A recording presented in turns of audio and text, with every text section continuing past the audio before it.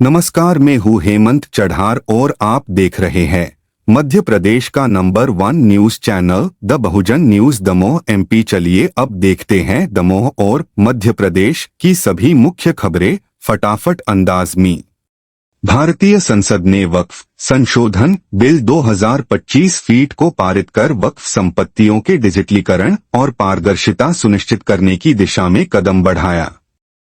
इस विधेयक से गरीब मुस्लिम समुदाय के हितों की रक्षा और महिलाओं के जीवन में सकारात्मक बदलाव की उम्मीद है।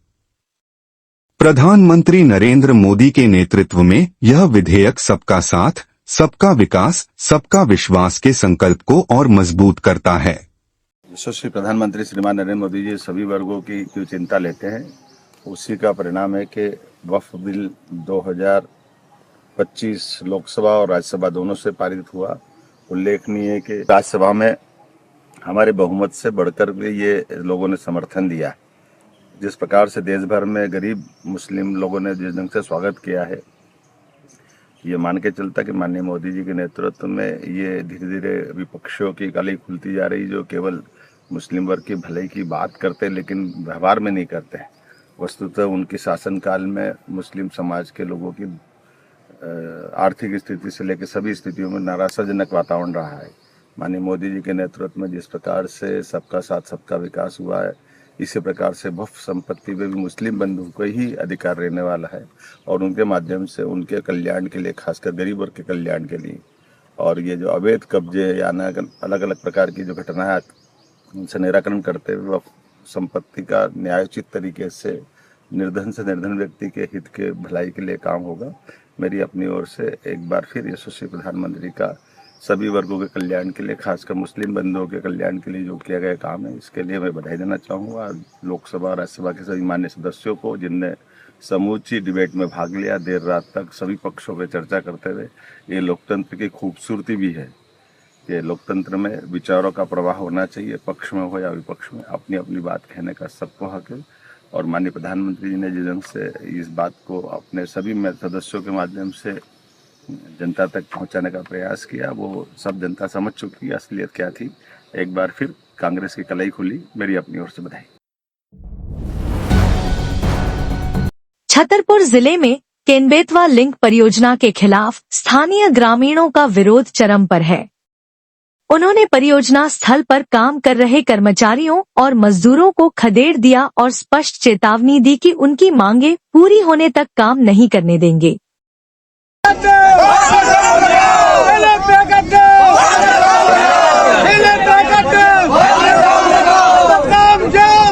छतरपुर में केन-बेतवा लिंक परियोजना में काम कर रहे कर्मचारियों को ग्रामीणों ने खदेड़ कर भगा दिया है। मजदूरों, कर्मचारियों और अधिकारियों के साथ ही मशीनों को विस्थापितों ने काम करने से रोक दिया है।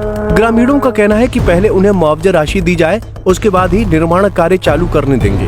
विस्थापित लोगों को स्पष्ट मुआवजा राशि न मिलने की जानकारी से विस्थापितों के मन के संशय की स्थिति बनी हुई है, जिसके चलते विस्थापित ग्रामीणों ने निर्माण कार्य में लगी मशीनों, मजदूरों को काम बंद करने पर मजबूर कर दिया और पन्ना टाइगर रिजर्व पन्ना भुसोर बैरियर के बाहर खदेड़ दिया।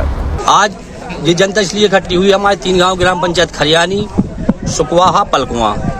हमारा एक्चुअली में पैकेज किसी का मिल नहीं पाया अभी, और जमीन लोगों ने अधिग्रहण कर ली है। जमीन अधिग्रहण होने के बाद आज तक भी हम लोग शांत रहे, क्योंकि हमारे सामने मांग की थी कि कम से कम 20 लाख पैकेज हो, लेकिन वो नहीं हो पाया, पॉसिबल नहीं हो पाया। तो हम 12.5 लाख भी तैयार हो गए, लेकिन हमारा क्लियर हो जाए कि 12.5 लाख हमको पैकेज मिल रहा है कि नहीं मिल रहा है।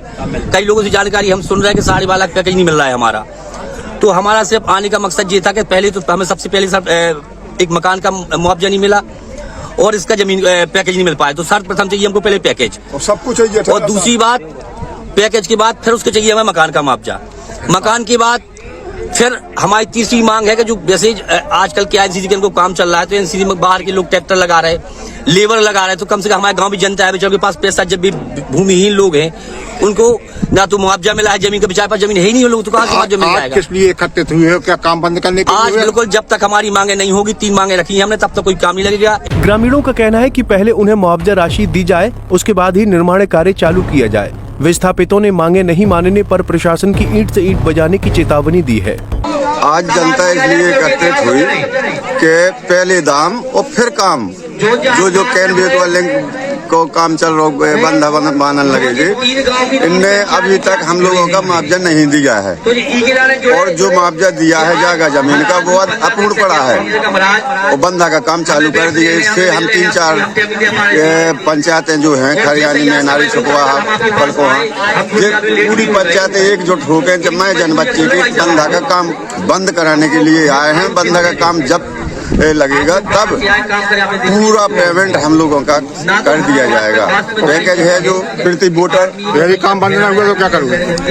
लड़ाई लड़ेंगे सर, बहुत तेज लड़ाई होगी। बंधा में हम लोगों को ये ग्रस्त कर रहे हैं सर। गांव वाले कुछ 200-250 लोग आए, हम लोग को बोले सारे मशीन बंद करो, अब बंद करके भोसौर गेट के बाहर जाओ और कोई स्टाफ अंदर नहीं देना चाहिए, ना मशीन देना चाहिए। और अगर कल से मशीन चलते हुए देखा गया तो सर जिम्मेवारी आप होगा, जो भी आपके साथ होगा। इसलिए हम लोग सब बाहर आ गए। पूरी मशीन आपकी बाहर आ गई? हाँ, सारे मशीन सब भोसौर गेट के बाहर खड़ी है। लोगों का कहना है कि प्रशासन दोगला रवैया अख्तियार कर रहा है, बिना मुआवजा बांटे काम शुरू कर रहा है। अगर निर्माण कार्य चालू किया तो उग्र आंदोलन किया जाएगा। आपको बता दें कि बमीठा, डोढन, पलकोहा, खरियानी, मेनारी, सुकवाहा सहित कई गांवों के विस्थापितों ने ढोढंड बांध का निर्माण काम रुकवाकर मजदूरों और कर्मचारियों को खदेड़ दिया। जल संसाधन विभाग सागर द्वारा जल गंगा संवर्धन अभियान के तहत जल संरक्षण के महत्व को जन जन तक पहुंचाने के प्रयास किए जा रहे हैं। इस पहल में रहीम दास जी के दोहों का उपयोग कर जल बचाने और सही तरीके से उपयोग करने का संदेश दिया जा रहा है।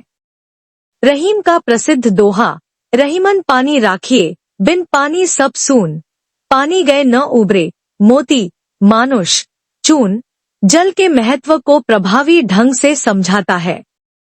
अभियान से लोगों में जागरूकता बढ़ रही है और जल संरक्षण की दिशा में सकारात्मक कदम उठाए जा रहे हैं।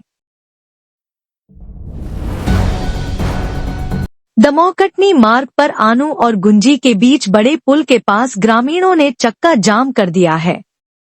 यह विरोध 24 घंटे से अधिक समय से गुमशुदा राजकुमार सिंह ठाकुर, आनू, दमोह का कोई सुराग न मिलने के कारण किया गया है। पुलिस प्रशासन पर कार्रवाई में देरी का आरोप लगाते हुए ग्रामीणों ने अपनी नाराजगी जाहिर की है। स्थिति को संभालने के लिए प्रशासन को त्वरित कदम उठाने की आवश्यकता है।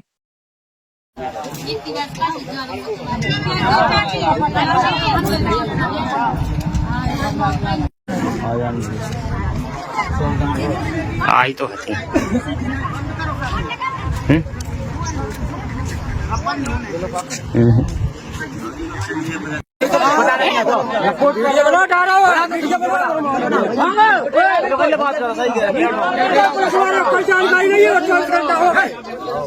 24 घंटा से पता नहीं लगा पाए।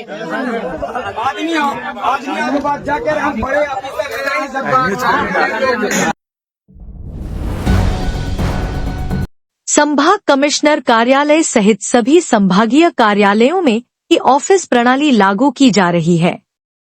इस प्रणाली के तहत आवक जावक से लेकर फाइलों के निराकरण तक सभी कार्य ऑनलाइन होंगे।